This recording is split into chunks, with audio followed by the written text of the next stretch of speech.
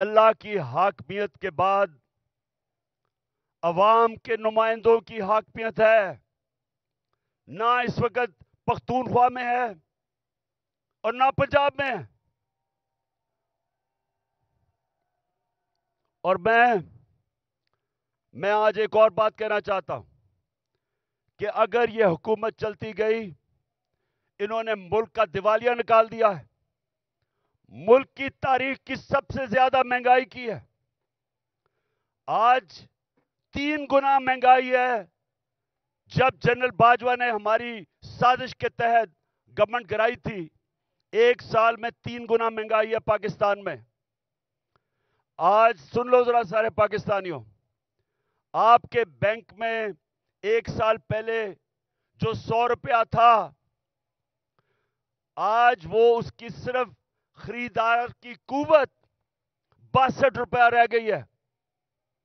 اور اگر جس کو کہتے ہیں، جو ہر انسان استعمال کرتا ہے، جس کو سینسٹیو پرائس انڈیکس کہتے ہیں، اس میں اگر 100 روپیہ تھا تو آج صرف 52 روپے رہ گئے، یعنی کہ تقریباً آدھا پیسہ ہو گیا آپ کا 1 سال کے اندر، جب سے یہ امپورٹڈ کرپٹ لوگوں کی حکومت آئی ہے، این آر او والی حکومت آئی ہے۔ تو جب انہوں نے ملک کا دیوالیہ نکال دیا، تاریخی قرضے لے لیے، مہنگائی میں لوگ ڈوب رہے ہیں، فیکٹریاں انڈسٹری بند ہو رہی ہے، بے روزگاری بڑھ رہی ہے، اور اس کے علاوہ دنیا میں پاکستان ذلیل ہو رہا ہے۔ جو بلاول بھٹو ہندوستان گیا ہے، جس طرح کا وہاں رویہ ہندوستان کے فارن منسٹر کا تھا، یہ ہم سب کے لیے شرمندگی کا باعث ہے۔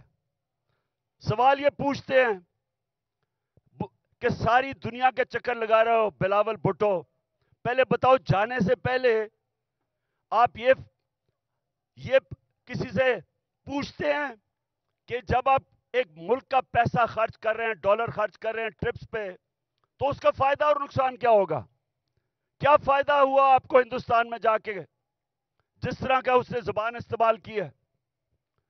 اور میں آج ہندوستان کے فارن منسٹر کو بھی کہنا چاہتا ہوں کہ کیا آپ میں کوئی تہذیب نہیں؟ کیا آپ میں کوئی ایٹیکیٹ نہیں کہ آپ کے ملک میں ایک مہمان آتا ہے، یا تو اس کو بلائیں نا، لیکن بلا کے اس طرح ذلیل کرنا، یہ ہندوستان پہ ریفلیکٹ کر رہا ہے۔ یہ آپ کا جو تکبر ہے، میں نے یہ جو تکبر آپ میں دیکھ رہا ہوں، یہ یاد رکھے کہ اللہ کا قانون ہے کہ جو طاقتور ہے وہ ہمیشہ طاقتور نہیں رہتا، اور جو کمزور ہے وہ کمزور بھی ہر وقت نہیں رہتا۔ انشاءاللہ ہمارا ملک اٹھے گا اور قانون کی حکمرانی کے اوپر ہم کھڑا کریں گے، رول آف لا پہ اس قوم کو کھڑا کریں گے، اور انشاءاللہ ایک عظیم ملک بنائیں گے۔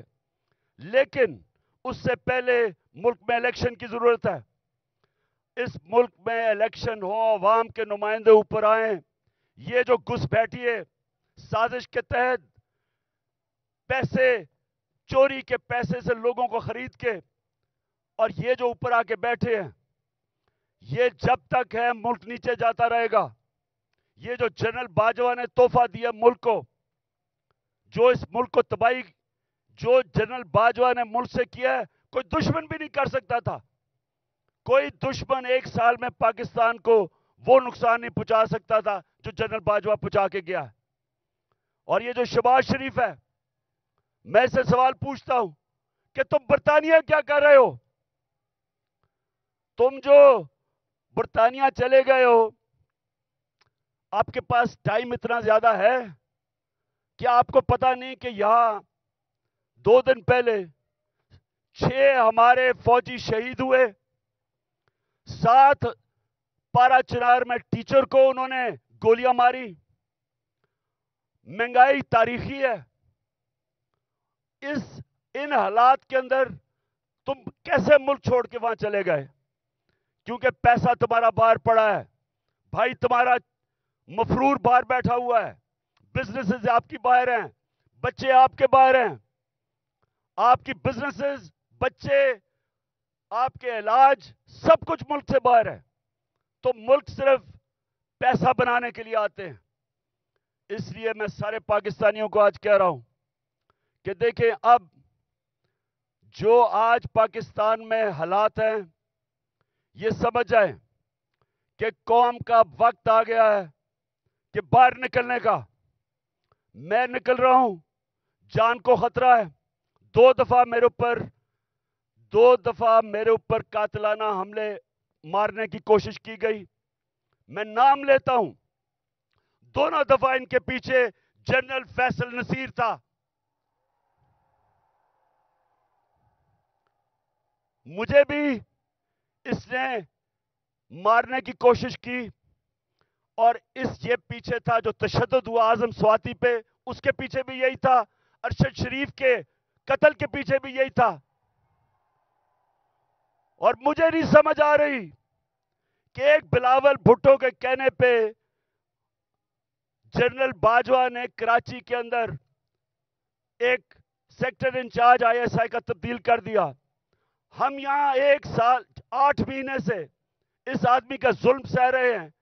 کیوں نہیں اوپر خبر جا رہی کہ جناب یہ ملک کو نقصان پہنچ رہا ہے, یہ جو حرکتیں کر رہا ہے یہ کوئی آدمی نہیں کر سکتا جو اس ملک سے پیار کرتا ہے. ہمیں ایسے کیا جا رہا ہے جس طرح ہم کوئی دشمن ہے. تو میں آج کہہ رہا ہوں کہ یہ آگے کچھ ہوا, میں نکلنے لگا ہوں. میں جلسے کروں گا اگلے ہفتے سے 14 مئی تک میں جلسے کروں گا. کچھ مجھے ہوا, ساری قوم کو کہہ رہا ہوں کہ جنرل فیصل نصیر کا نام یاد رکھ لو, یہ ذمہ دار ہوگا. اور میری قوم, جس طرح آج آپ سارے نکلے ہیں گاؤں میں, محلوں میں, جس طرح اپنے اپنے آئین کے ساتھ کھڑے ہوئے ہیں, اور جو چیف جسٹس آئین کے ساتھ کھڑا ہے جس طرح اس کے ساتھ کھڑے ہوئے ہیں, میں آج آپ کو سلام پیش کرتا ہوں. آپ ایک زندہ قوم بن گئے ہیں. یہ یاد رکھیں گے, جب ایک قوم کا آئین گیا, اس کا مطلب اس کا قانون گیا, اس کا مطلب اس کا انصاف کا نظام گیا, اس کا مطلب کہ رول آف لا گیا, اور اس کا سب سے بڑا مطلب کہ اس قوم کی آزادی گئی.